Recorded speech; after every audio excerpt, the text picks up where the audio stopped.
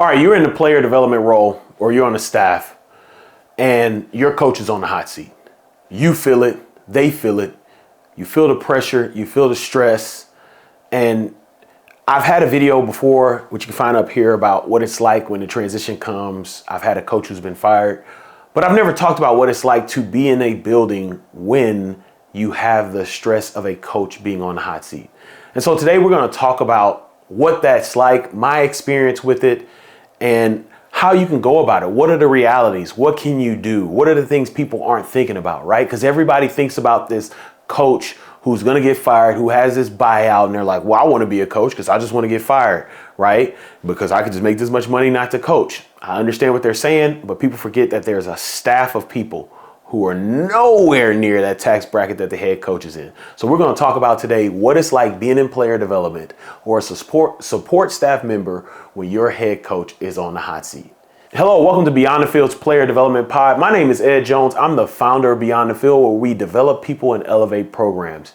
If you're new here, I talk about player development because I have experience at the University of Houston, the University of Kansas, and Baylor University as a director of player development, even getting up to assistant athletic director of player development during my time at Baylor. And so I'm passionate about helping people learn about player development because in 2016, when I got hired at the University of Houston, there weren't resources like this out there. So this is why this podcast is here. And I thank you so much for being here. So now let's talk about it. Let's talk about what it's like to have a coach on a hot seat.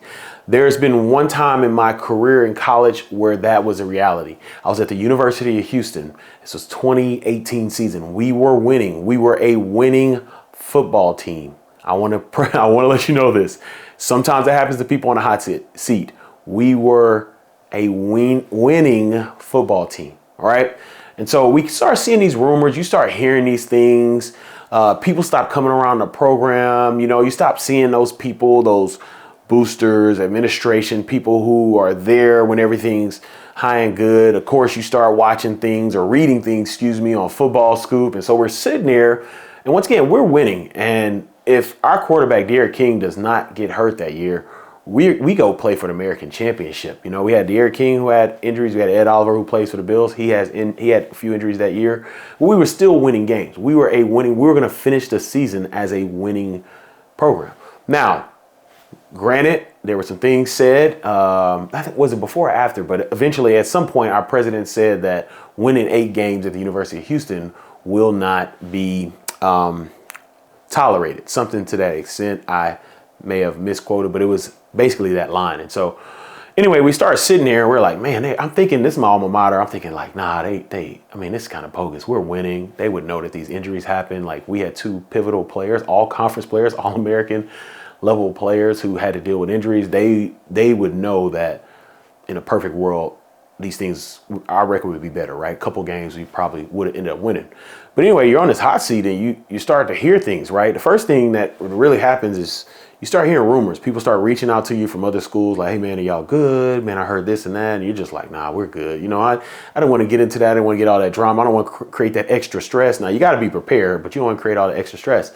And so one thing that was happening, Football Scoop was talking about the University of Houston. There was this rumor that they wanted to go get Dana Holgorsen. He was the head coach at West Virginia. He had just had a 10-win season, I believe, but they did not extend his contract, which I thought was kind of weird.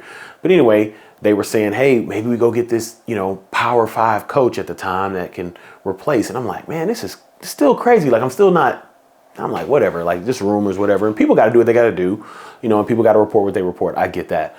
So as time goes on, you're starting to hear this stuff. And one thing I noticed, I read in one of the Football Scoop deals, they said that Dana Holgorsen's contract, his buyout went down from $4 million to $1 million at a certain date. And it was near the new year. I can't remember if it was New Year's Eve or New Year's Day. And I remember thinking like, all right, this is kind of weird, right? And as time went on, like I said, Derek King got hurt towards the end of the season. We threw in Clayton Tune. Shout out to Clayton Tune. He did as best he could as a true freshman. We had lost a game in Memphis and we went to a bowl game, and Army, they beat us pretty bad.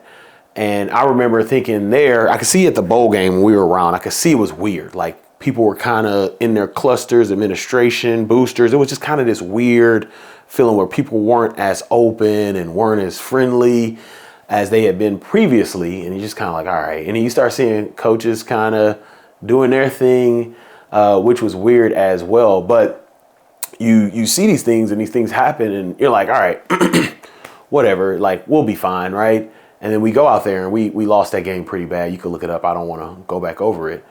And I remember thinking one of our players was like, hey, if Ed Jones leaving, this is a player saying in this locker room, if Ed Jones leaving, I'm leaving. Like, or I'm leaving, Ed Jones ain't going to be here. And I'm thinking to myself, like, I don't know if I'm going to be here, right? Because now we already had this thing bubbling. Now we had this hot seat. And unfortunately, we lost this game. And so time goes on. We played early games. So we're on Christmas break, different things like that. I'm in Kansas City. At the time with my wife for New Year's, we were coming for a family member's wedding. And actually, this is probably one of the craziest experiences I ever had in my life. On New Year's Eve, I believe, it was a Sunday, I believe. And my sister had texted me and she had told me, like, she had a diagnosis. She let me know she was fully cured. And I was just like, man, thank God. I was like in church, like crying, like, thank you, God. Because my sister had this incredible cure from this diagnosis she had. And like, I'm celebrating. And like the next text message I get is like, yeah, call me when you get a chance, right? This from somebody on staff. And I remember thinking, yeah, we're probably going to be out of here. And they had let us know, person on staff had let me know that they had relieved Major Applewhite of his duties. Now, once again, I want to let you all know this was a winning coach. We had a winning season, right?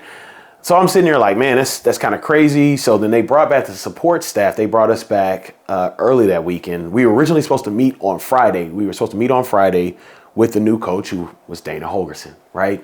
So the buyout went down. They did exactly what Scoop said they were going to do. The buyout went down and they paid it, went from $4 million to $1 million. They paid it. He was the head coach. So we were supposed to meet him on Friday. So I'm kind of getting all my stuff together. Like, all right, I'm director of player development. They'll probably keep me here and I'll figure out what I want to do because I have nothing to I'm really helping the players, different things like that. And so instead of meeting him on Friday, they were like, hey, we're going to switch the meeting to Thursday because his press conference is on Friday. And, you know, like when Major Applewhite got the job, we went to his press conference and I found out before his press conference that he was going to keep me. And so I was like, okay, his press conference Fridays, meet with the team. They're telling us to come in Thursday. I knew we were can. And so it happened that way. But this episode is about coaches being on a hot seat. And so I want to talk about all the reality because I talked more about what it was like to get fired there. Didn't get a chance to talk to Coach Holgerson, so they got us out of there. But when your coach is on the hot seat, there are some things that you have to deal with. You kind of heard a little bit of it in that story that I was talking about. And there's an emotional reality, right? There's an emotional reality when your coach is on the hot seat. You kind of could hear it. You heard me talk about it multiple times. We were a winning program. This is my alma mater. We were a winning program, right? And you're hearing all these rumors. You're hearing them, and there's no way to avoid them, right? Today's social, there's no way. People can literally tag you, right? So if you're a coach, if you're an administrator, you're an AD, you're like, hey, we got to block all this out. How? If somebody knows how to do it, let me know. Because it's tough. I got my newly married or family. Got my wife, my daughter. She's asking me questions. She's hearing things. You got family members talking, which we'll talk about later. I got friends hitting me up who graduated. Like, man, are y'all gonna be okay? High school coaches hitting me up. So you have this emotional reality. And the first reality, and maybe it's not emotional, but it deals with your emotion, is like financial, right? So I'm thinking like, man, am I gonna get fired? Like, or if they let him go, am I gonna have an opportunity to stay? Or what connections do I have to whatever would be next? Because financially, I need to take care of my family. So one thing I did was like, all right, you start hearing stuff, is I started writing letters to coaches who were getting hired during that time while we were preparing to go for a bowl game, right? And so, because it started to get thick and heavy, and I was like, man, if we don't win this bowl game, man, this might be it. You get to that point where you understand that. So you have this financial, emotional reality, and so I was like, all right, we put action to it instead of worrying. And so I sent letters to every coach. I think it was like 19 coaches who were there. When we were in Kansas City for the wedding, my wife graduated from Kansas State. We went to Kansas State because she hadn't been there for years. I actually went to their football facility and handed my brochure, my resume, and some other things to a coach. And I'll never forget, he was out there. He wanted to talk. It was the coldest day I've ever experienced in my life. I grew up in Houston my entire life, y'all. And the wind was blowing, it was whipping, and he's trying to have like a 15-minute conversation. And I'm like, I got to get this job. So I'm like, I didn't go out there with a coat. So I'm out here getting like, it felt like the ice chunks were like, good, right? But I'm sending these letters to everyone. And I sent a letter to, I can remember some of the schools. Mac Brown, I got hired at UNC. I sent a letter to Les Miles at Kansas, and I sent a letter to Kansas State, of course, dropped that off, and some others, like 19 coaches, I think. I sent letters to, and so maybe not 19, 10. I sent letters to of places that, all right, these are great programs, these great places to live, and these great opportunities. And so I sent those letters. The letters basically said, hey, my name is Ed Jones, and I need to find, maybe I'll find a letter. Man, it's somewhere. Hold on, let me see. Let me see if I can find it. These letters are somewhere around here. They're somewhere. They're not over the rainbow, but they're somewhere. Let me see. All right, I found them. I found the letters.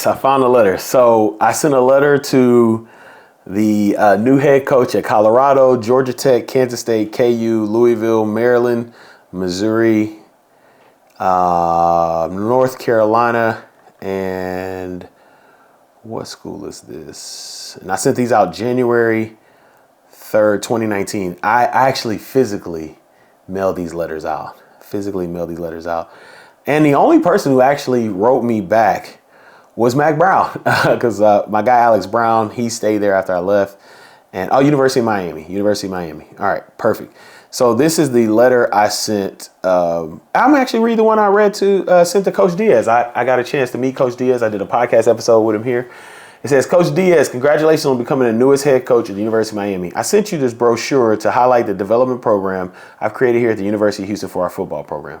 I don't know your plans for your staff, but if you are interested in a director of player development hire, please keep me in mind. I will be at the American Football Coaches Association convention in San Antonio if you would like to meet. Thank you, and I wish you much success. Much success for you at Miami. Sign, my name. And so I sent all these out because financially, like I said, I was like, hey, I need to figure out, how I'm gonna provide for my family. So I sent that out. So there's this financial aspect, this emotional aspect there. And because you gotta make money, y'all. Like, it is what it is, right? Beyond the Field has to make money. Like, we got to find the sponsors for this 2026 Player Development Summit. If you're interested, click the link in the show notes. Another emotional reality outside of finances is the football scoop. Like, people check it. It's open. You walk in people's offices and football scoop's open. I had it open. I'm not going to sit here and lie. Like, you're trying to figure out what's going on. And there's this emotional reality. You're uploading every hour. You're refreshing it to see what happened. You see, oh, these coaches got hired here. These coaches got hired here. Let me go figure out what I can do, right? There's that emotional reality tied to the football scoop, right? This is going on. You're checking their Twitter. You're checking them. They do a great job there at Football Scoop. I'm not sponsored, but I think they do an incredible job when they're covering football and coaching transitions, things like that. And so there's this reality there where people are like, hey, man, I saw this on Football Scoop. Y'all gonna be okay? And you go look and you type it and you search and everything, right? So that's this emotional reality that you're just tied to, like, doing it. You had to make sure, like, you took the browser out of the tab off when you left your office, but there's one there as well. And then the other emotional reality is the families, right? You have this emotional reality with your family. So it'd be your personal families, the families of coaches. They're not around as much, right? When you're on this hot seat, you don't see families around as much. Be it Victory Monday, be it practice, be it around the facility, you just don't see it as much, right? Because everybody's trying to figure out what's going on, right? And then you do have relations of family. So my wife, you get the coaches' wives, right? And they have all their relationships that they're close with, and they're talking, right? And then I'm talking, and we're trying to figure out.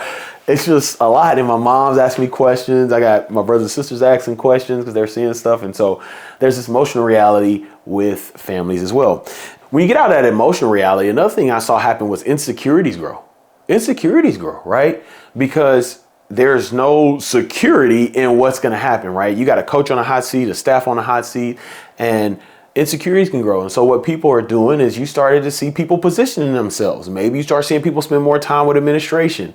Maybe you start seeing people spend more time with coordinators. Maybe you start seeing coordinators spend more time on their phones or getting out off, whatever it is. You get positioning, you even some backstabbing at times where it's just hard to trust people because people are like, hey man, if we he on a hot seat or this hot seat situation happened, let me do this. Let me reach out here. Let me start making relationships. When we got a pregame, you start to see more relations or conversations in pregame, postgame, right?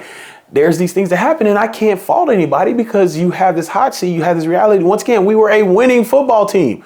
Coach Major Applewhite was leading a winning football program, and we got all this going on, right? And so you have these insecurities where it's positioning and backstabbing. People may not talk to you as much and different things. You just have to navigate that, right? It's a reality, but it does suck. You start seeing people you hang out with. Hey, what's up, man? Hey, what's up, Jones? Like, oh man, okay, cool.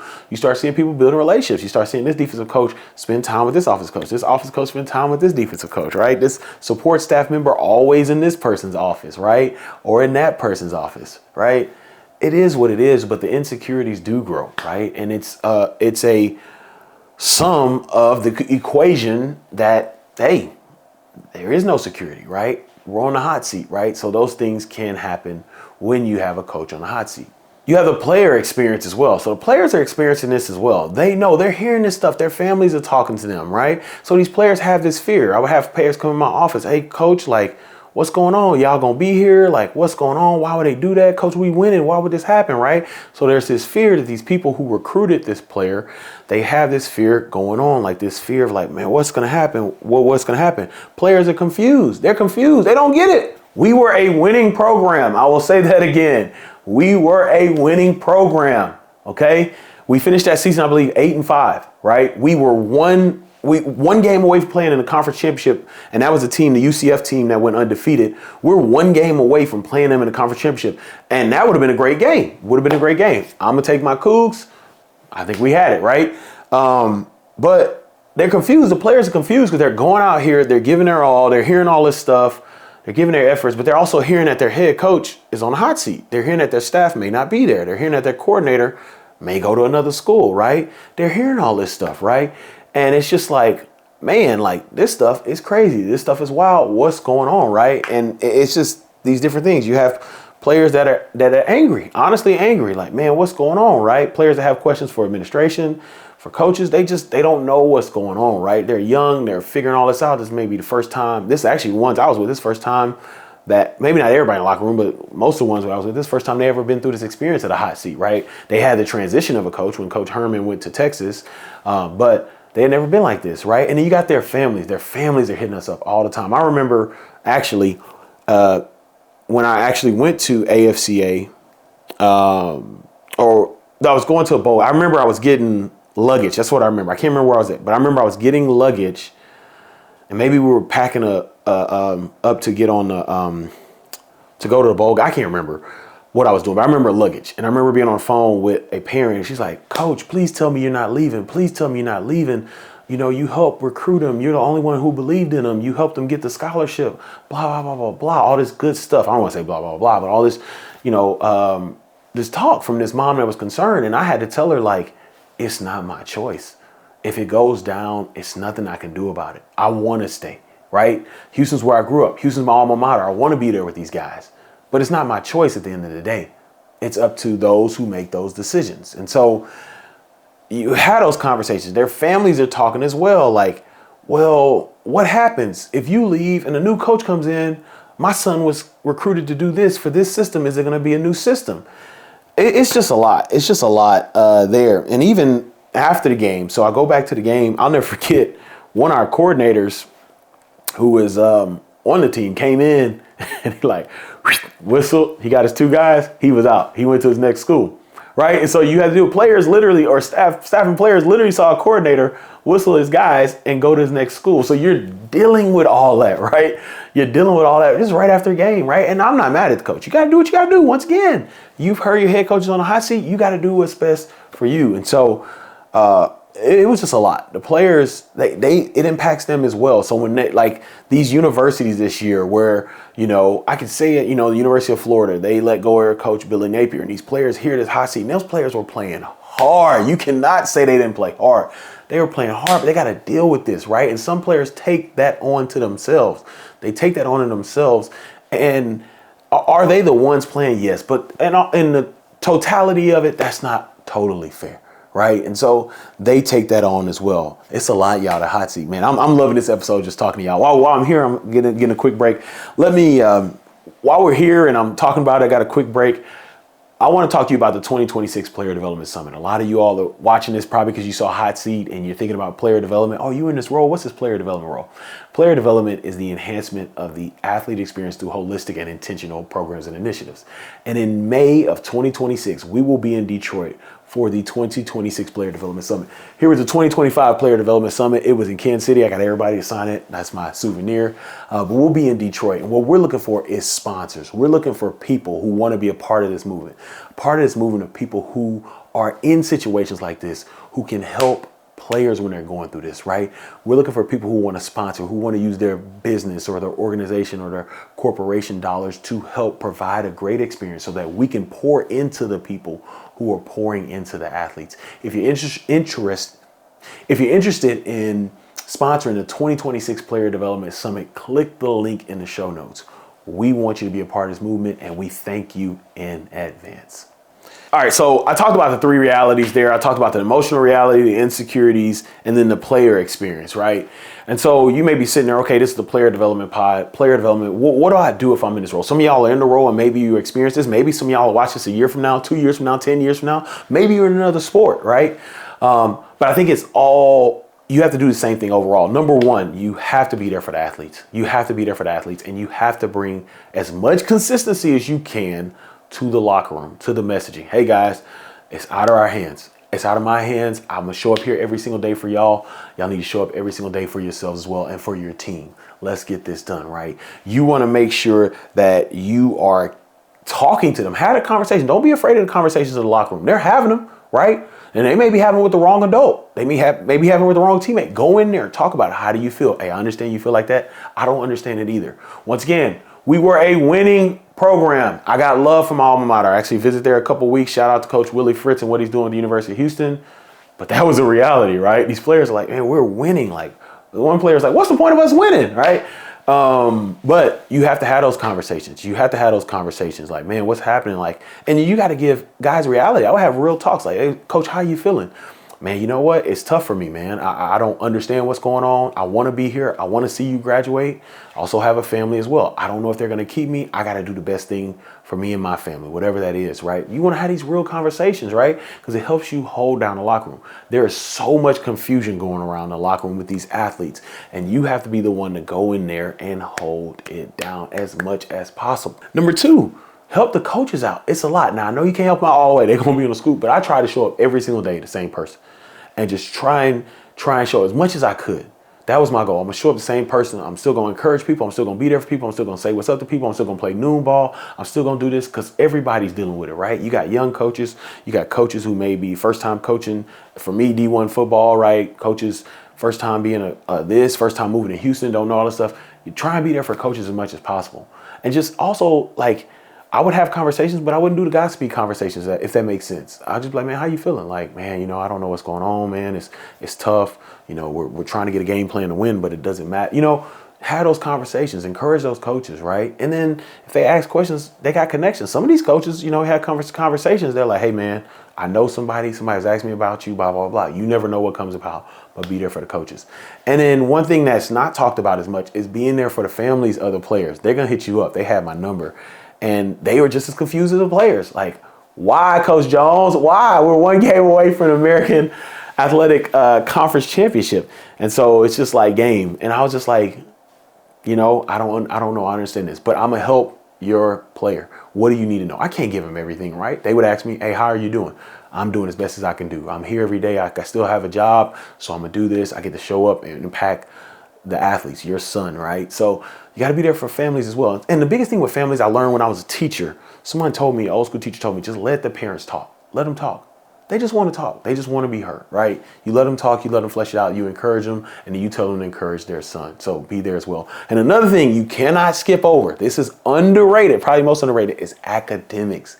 You got to make sure academically they are good. They're dealing with a lot of confusion. They don't know what's going on. They may slip up. It may get to them. The stress may get to them. They have to get the academics done. I know now in today's sports, it's different, right? So a coach can get fired who's on the hot seat, and with the transfer portal, that player can follow that coach to his next school. Well, if that's the case, you have to tell athletes, if you want to go with coach, if you think what's happened to coach is wrong, then you need to make sure you're academically ready if you want to go there, right? You got to make sure those academics are good. It doesn't matter if they stay or go. You got to stay on top of academics in a time where there's so much confusion with the hot seat. Woo, man. That was a good episode, y'all. I enjoy that. It brought back a lot of memories. But yeah, I'm excited. So next week, what I'm going to do, now thinking about this, I'm going to do a whole mega episode. I'm going to do a mega episode. We're going to go through what it is like in a coach transition. So I'm going to talk about how you support coaches during the coach transition. I'm going to talk about what happens when you get let go. So I'll dive into that a little deeper. I'll talk about who coaches hire first, and then I'll talk about how do you interview for a position. So we're going to do a whole mega episode of player development transition when there is a new coach. As always, can't thank you enough for taking time to spend time with me here. Like and share, subscribe and share. Send it to somebody right on the hot seat, right? Once again, shout out to Coach Applewhite. We were a winning team. I can't say that enough. And it happens, right? It's out of your hands, out of your control. But thank you all for being here. If you're more interested and you're like, man, you did all that stuff, that's pretty cool what you did, you would love my book, The Player Development Guide. It is on Amazon. The link is in the show notes. And if you need any information about the 2026 Player Development Summit, it is in the show notes as well. And to all my coaches, maybe you're watching this and maybe you've been on a hot seat, maybe you've seen this. Thank you for leading those programs. Continue to do what you're doing. If you're on a hot seat right now, continue to do what you can do. Continue to control what you can control. It's going to go a long way. Praying for y'all. As I always say, go out and create generational impact. Don't wait. Create that generational impact today. And YouTube thinks this is the best video you should watch that I've done before. Bing!